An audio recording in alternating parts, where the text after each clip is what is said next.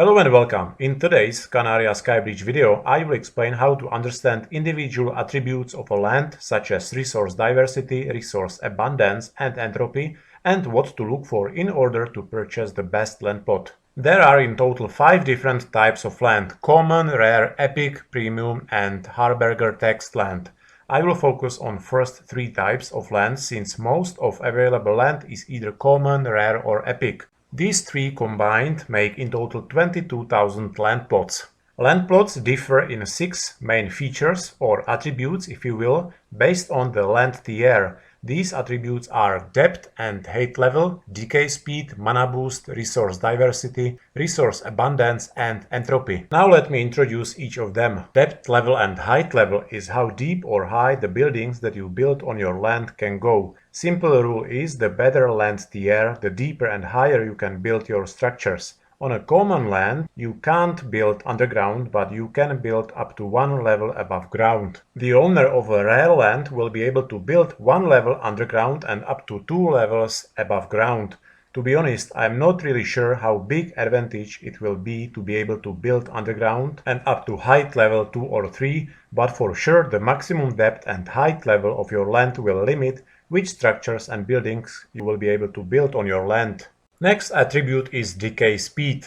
You as the owner of the land will have to regularly place your avatar into the land once a while and also to maintain the structures on the land, otherwise you will get so-called decay strike. After receiving this decay strike, you will have some more time to place your avatar into your land, and if you will not do so, your land will be wiped, you will lose ownership of your land and the land becomes available for purchase for anyone.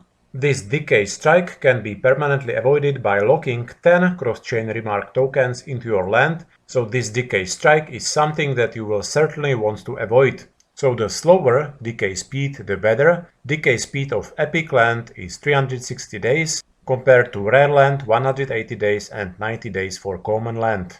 Another attribute is mana boost. Mana is fungible in-game token with the following utilities. Mana will be tradable, thus will have its own value and will be needed for many things. Mana will be generated on your land playing chunky quests and minigames, so there will be some default amount of mana generated on each land, including common land, but rare and all above tiers of land will also have a mana boost, meaning on these types of land you will be able to generate greater amount of mana. Mana boost percentage for individual land tiers is stated here. You will want to generate as much mana as possible, thus having a land with a mana boost will be helpful.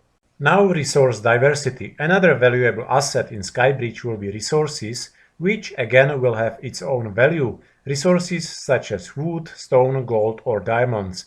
They will be tradable, used for crafting and building structures. You will want to have tons of resources so that you can use some of them to craft and some to trade. Resources diversity indicates how many different resources your land is likely to have. You can see resource diversity for individual land tiers here. The more resources and the more abundant they are, the better for you, as you will mine these resources and thus land with many plentiful resources will generate you more value. There are big differences between land tiers in terms of resource diversity, but also note that there are big differences between individual land plots within the same land tier. Let's have a look. For example, a common land can have 1 or 2 resources, a rare land can have 1, 2 or 3 resources, and epic land can have anywhere between 1 to 4 resources. To know which resources your land has and how abundant they are, first you will need to survey your land plot using chunkies. So you will not be able to see resources before you purchase the land. This will be a secret, and whether you get a land with many plentiful resources will depend on luck to some degree. Personally, I find resource diversity along with resource abundance and entropy the most important features of land. Resource abundance indicates how abundant at least one of your resources on your land will be. There are 3 levels of resource abundance: scarce, present and rich. So the tier of the land determines how plentiful at least one of your resources will be. As we can see here, if you buy a common land, all your resources, either one or both, will be scarce. If you buy a rare land, you can have 1, 2 or 3 resources and you are guaranteed that at least one of these resources will be present, meaning medium abundance. So the same rule applies again. The better land you have, the higher guaranteed resource abundance for at least one of your diverse resources. And the last key attribute of land is entropy. Entropy indicates what is the chance that a land regenerates its resources to its original composition with a new block. This paragraph explains entropy very well. When a resource is fully mined, a silver vein is drained, it is empty and unusable.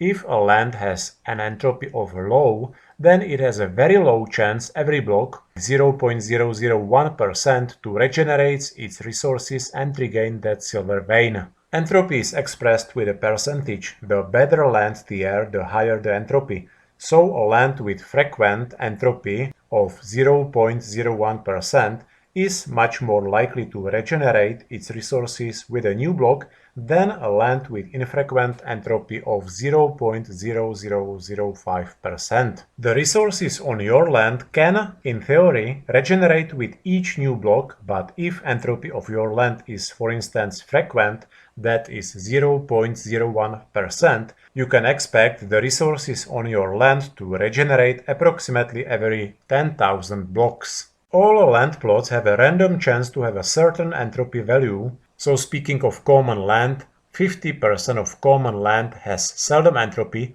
40% of common land has infrequent entropy, and 10% of common land has uncommon entropy. And because you can already see what is the entropy for each land by clicking on the land tile on the map, it makes sense that people are buying first land with the highest entropy within a respective land tier. For example, there is no epic land with frequent entropy of 0.01% left. So now there is epic land available only with uncommon and common entropy. That's everything I wanted to share today. In my next Skybreach video, I will show you directly in Skybreach map how to view and review all these attributes and how to compare individual land plots so that you can buy the land with the best attributes and with the highest potential to generate value for you. Please share your thoughts and strategy for Skybreach land sale in the comments, and thank you very much for watching. Bye bye.